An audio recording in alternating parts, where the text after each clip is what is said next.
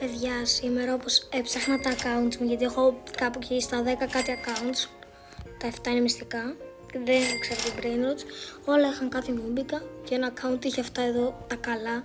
Τα είχα εντελώς ξεχάσει και τώρα τα θυμήθηκα. Είναι Rainbow Money Packet, ένα Tank Tank Tag 268, μου είχε βγει σε ένα Taco Tuesday. Tic Tac Sahur, είναι πάρα πολύ παλιά, εκτός από το Tuftukan που είναι πρόσφατο. Τα ονόματα δεν τα λικάρω. Τώρα τι να βάλω κάτω. Tic Tac Sahur θα μπει το Mireteira, γιατί δεν είναι πάρα πολύ σπάνιο το Mireteira. Γράψτε offers, ποιος είναι αυτός ο άκυρος. Τι είχε ένα Legrand. Τι είχε αυτά εδώ τα καλά, ένας άκυρος. Το Tuftukan μου.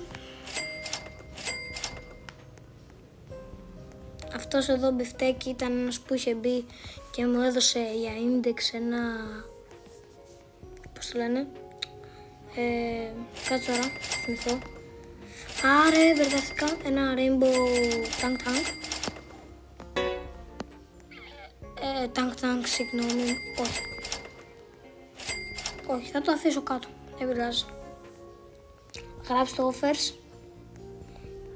Λες να το πάω στο άλλο μου account. Όχι, θα το αφήσω εδώ για να έχει το offers.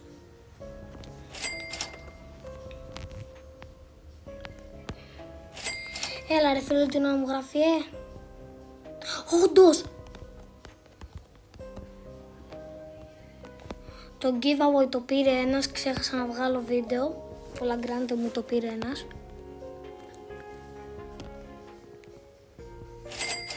Βάλε και εδώ το άλλο σκουμπινέζι ένας.